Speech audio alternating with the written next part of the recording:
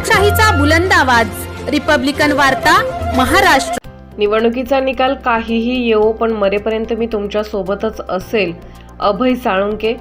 सभा ही विजयाची नांदी दर्शवणारी। दिलीपराव देशमुख। लातूरच्या निलंगा विधानसभा मतदारसंघात महाविकास आघाडीचे अधिकृत उमेदवार श्री अभय सतीश साळुंके यांच्या प्रचारार्थ सहकार महर्षी तथा माजी मंत्री श्री दिलीपराव देशमुख यांच्या प्रमुख उपस्थितीत वलांडी येथे जाहीर सभा पार पडली। अतिशय आनंदात संपन्न झालेली सभा ही विजयाची नांदी दर्शवणारी आहे, असे प्रतिपादन सहकार महर्षी तथा माजी मंत्री दिलीपराव देशमुख यांनी केले। स्वर्गीय विलासरावजी देशमुख यांनी सर्वसामान्यांच्या हितासाठी काम करणारं तत्व उराशी बाळगून मी काम करत आहे आणि यापुढेही करत राहणार। छत्रपती शिवरायांच्या विचारात वाढलेलो असल्याने कधीच मैदान सोडणार नाही। 18 पगड जाती धर्मातल्या प्रत्येकाच्या हितासाठी संरक्षणासाठी जबाबदारी मी पत्करली आहे। निवडणुकीचा निकाल काहीही येवो, मरेपर्यंत मी तुमच्या सोबत आहे आणि तुमच्यासाठीच काम करत राहील। यावेळी येत्या 20 नोव्हेंबर रोजी काँग्रेस पक्षाच्या हाताचा पंजा या चिन्हासमोरील बटन दाबून आशीर्वाद देण्याचे नम्र आवाहनही निलंगा मतदारसंघाचे उमेदवार अभय सतीश साळुंके यांनी केले आहे। यावेळी वलांडी येथील Republican party of India Athawale गटाचे कार्यकर्ते काँग्रेस पक्षात प्रवेश केला। याप्रसंगी लातूर जिल्ह्याचे खासदार डॉक्टर शिवाजीरावजी काळगे, त्याचबरोबर महाविकास आघाडीचे सर्व प्रमुख नेते, पदाधिकारी, कार्यकर्ते मोठ्या संख्येने उपस्थित होते। पीडितेच्या विषयावर आंदोलन केल्यावर झालेत, शेतकऱ्याच्या विषयावर, MSCBच्या विषयावर, बोरळ चौकात आंदोलन, निलंगेला छत्रपती शिवाजी महाराज चौकात आंदोलन, जिल्ह्यातल्या प्रत्येक तालुक्यात आंदोलन, सगळ्यात आपल्या सेवेसाठी ही आंदोलन, ही कष्ट, ही त्याग सतत करत राहिलो। उद्या माझं कसं असा कधी विचार केला नाही। न विचार करता फक्त श्रद्धापूर्वक केलेल्या सेवेमुळे आदरणीय साहेबांनी मला काँग्रेसमध्ये घेतलं। तिथूनच खर तर माझं वजन डबल झालं, शरीराचं नाही, शरीराचंही पाय फ्रॅक्चर झाल्यावर जरा 5-7 किलो वाढले। ती बी आता पळापळीत कमी झालं असेल, लेवलला आला असेल। पण आज एका सामान्य पत्राच्या घरात राहणाऱ्या एका शेतकरी आणि शिक्षिकेच्या मुलाला एवढी मोठी संधी दिली आहे।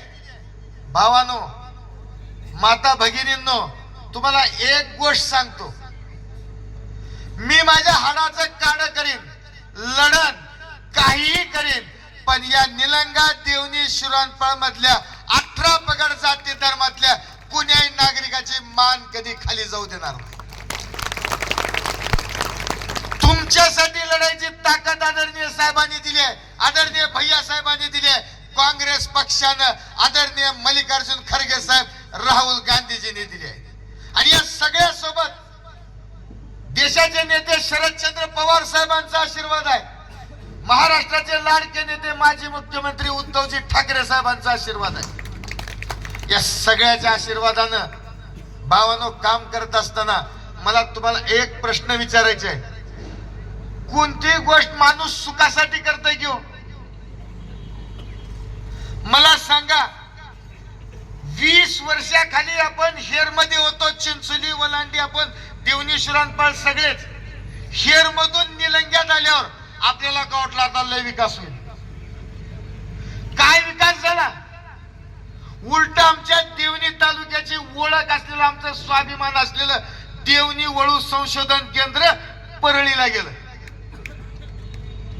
एक प्रकारे तो प्रतिष्ठेवर आपल्या खालाय। काहीच, मला सांगा, 9 ते 14 मध्ये आदरणीय निलंगेकर साहेब इथं आमदार होते, त्यांनी तहसील, पंचायत समिती, समाज कल्याणचं वसतिगृह इत्यादी 5-10 गोष्टी त्या 5 वर्षात केल्या। त्याचे उद्घाटन गुत्ते होतात, कोण टक्केवारी घेणे सोडून ह्या आमदारांनी काय केलं? एक तरी काम केलंय का? देवणी वळू गेल्याच्या नंतर त्याच्यावर एक शब्द बोलले का? सरकार तुमचं गल्ली ते दिल्ली, तुम्ही आमदार तुमचं राखायचं काम होतं, राखू शकला नाहीत। या देवणीची एवढी मोठी बाजारपेठ आहे, एवढी गुणवत्ता या वलांडीमध्ये गावागावात जाऊन काही प्रयत्न केले का? कसलाही प्रयत्न यांनी केलेला नाही, कसलंही काम यांनी केलेलं नाही. एकही काम मी प्रत्येक गावोगावी विचारतोय की एक काम सांगा 20 वर्षातलं ठळक, जसं कुणी सांगू शकते. आमच्या भागातल्या शेतकऱ्यांना आधार देण्यासाठी आदरणीय विलासरावजी देशमुख साहेबांनी बॅरेजेस उभा केली. या तालुक्यात अनेक तळे, साठवण तलाव सिंधी कामतच्या बॉर्डर पर्यंत आदरणीय विलासरावजी देशमुख साहेब, आदरणीय दिलीपरावजी देशमुख साहेब, आदरणीय डॉक्टर शिवाजीराव पाटील निलंगेकर साहेबांनी उभा केले. एक तरी काम यांनी उभा केलेलं नाही. कुणीच कुठं सांगू शकत नाही. आणि मग यांना मत मागायचा अधिकार काय? अशा लोकांच्या एका बाजूला हे लोक आहेत, एका बाजूला तुमच्यासाठी 24 तास. आता इथं बसलेल्या पैकी अनेकांनी मला लाईटचा डीपी गेल्याबद्दल फोन केलाय आणि ज्यांनी फोन केलाय त्याला त्याच दिवशी फार फार तर दुसऱ्या दिवशी त्याच्या गावात डीपी बसवण्याचं काम या अभय साळुंकेने केलंय. गाडी पकडली, दवाखाना, प्रत्येक कामासाठी मी सातत्याने गेल्या 30 वर्षापासून उभा आहे. कुण्या पदावर होतो मी? कोणत्या पदावर होतो मी? कोणत्याही पदावर नसताना नैतिकता, गाडगे बाबांनी माणसात देव बघा हा जो संदेश दिला, तुमच्यात देव जाणून, तुम्हाला देव जाणून, जनता जनार्दनाला देव जाणून 30 वर्षापासून जी सेवा केली आहे त्या सेवेचं फळ आदरणीय साहेबांनी आणि काँग्रेस पक्षाने दिलंय. भावांनो, मी एक सांगतो, तुम्हाला माहिती आहे, तुम्ही काही करा, ह्यांनी 20 वर्षे काही केलेलं नाही, मी करायची तयारी माझी आहे. तुम्हाला माहित आहे, तुम्ही जर मला त्या 288 आमदारात नेऊन बसवलो, मी बशा बैल बसले आणि बसन का हो तिथं? हा सांगा, साहेबाला बोल द्या. लढन का नाही तुमच्यासाठी? लढणाऱ्याला संधी द्या, लढणाऱ्याला संधी द्या. मी तुमच्यासाठी लढायला तयार आहे. ह्यांनी माझ्यावर देशोधडीला लावण्याचं काम हे सातत्यानं करत आलेलं आहे. या मागच्या 10 वर्षामध्ये 2.5 वर्ष उद्धव ठाकरे साहेबांच्या नेतृत्वाखाली महाविकास आघाडीचं सरकार होतं. दुर्दैवाने त्यातले 2-2.25 वर्ष आपण करोनासारख्या महामारीला समोर गेलो आणि सरकारची सगळी एनर्जी ही या महामारीला समोर जाण्यामध्ये, लढण्यामध्ये आपणाला घालवावी लागली.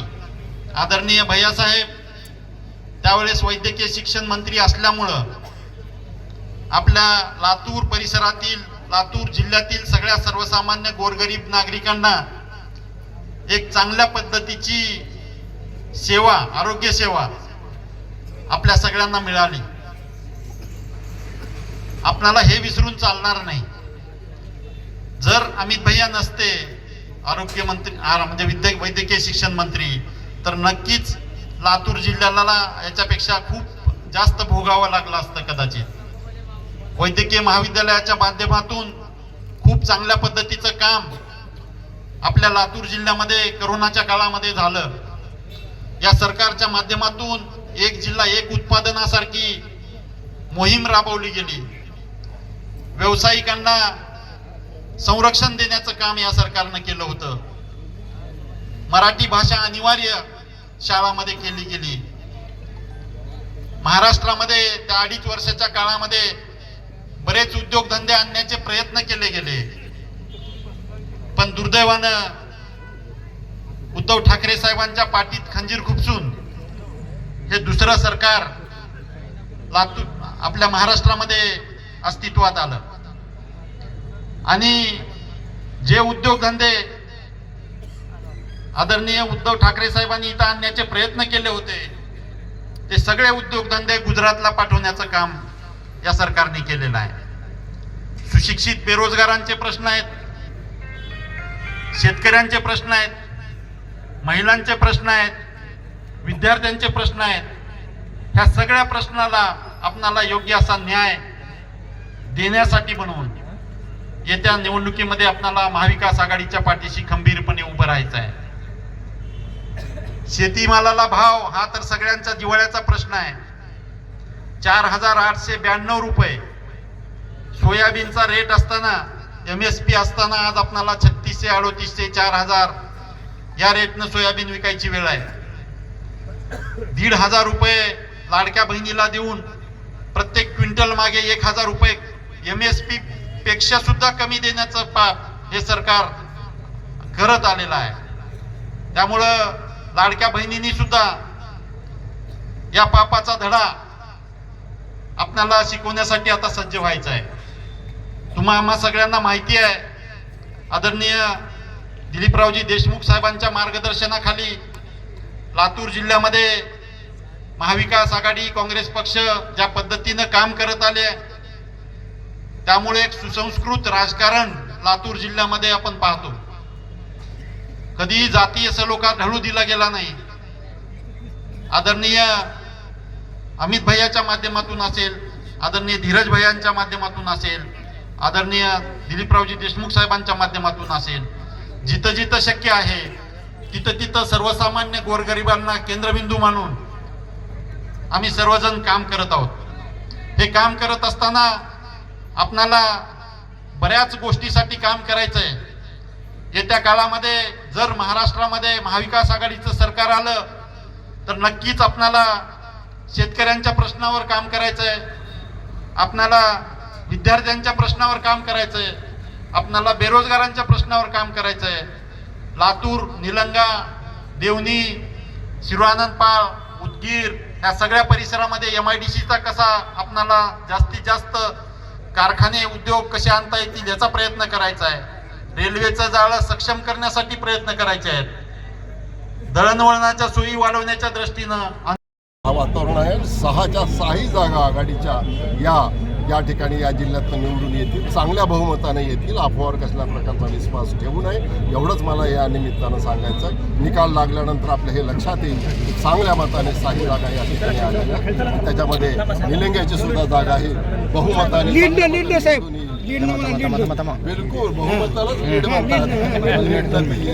पाहतात की त्याच्यामध्ये प्रास्ताविकामध्ये आपल्याला सांगायचं कसल्याही प्रकारचा विकास नव्हता, फक्त घोषणा झालेल्या आहेत. सर्वसामान्य शेतकऱ्याची पिळवणूक या मतदारसंघामध्ये या राज्यामध्ये झालेली आहे आणि म्हणून हे एक मोठा आधार राजकीय इथला या ठिकाणी निर्माण झाला आहे. विकासाच्या बाबतीमध्ये एक लकवा या ठिकाणी आलेला आहे आणि हे सगळ्या कामाला जर आपल्याला गती आणि जर दुरुस्ती करायची असेल तर अभयच्या रूपानं आपल्याला उद्याचा आमदार या ठिकाणी निवडून द्यावा लागेल आणि तोच एक रामबाण उपाय या मतदारसंघासाठी आहे असं मला त्या माध्यमातून म्हणायचं. काँग्रेसची जी पाच गॅरंटी होती त्यामुळे आज दिल्लीकर आणि ओलांडीकरांनी असं म्हणले की गॅरंटी कोण घेणार, तर आपल्याला हायवे घेतलेली आहे. निश्चित या सगळ्या अभयच्या सगळ्या उज्ज्वल कामाच्यासाठी आणि काँग्रेसचा जाहीरनामा राबवण्याच्यासाठी मी निश्चितपणाने एक या काँग्रेस पक्षाचा सिनियर कार्यकर्ता या नात्यानं अभय आणि ह्या सगळ्या विकासाच्या कामाची हमी गॅरंटी मी निश्चितपणाने घेतो आणि आम्ही हा सगळा जो जाहीरनामा काँग्रेस पक्षाने या ठिकाणी या राज्याला दिलेला आहे त्याची सगळी अंमलबजावणी या निमित्ताने मी करतो. धन्यवाद. रिपब्लिकन वार्तासाठी लातूर देवणी प्रतिनिधी सगीर मोमीन.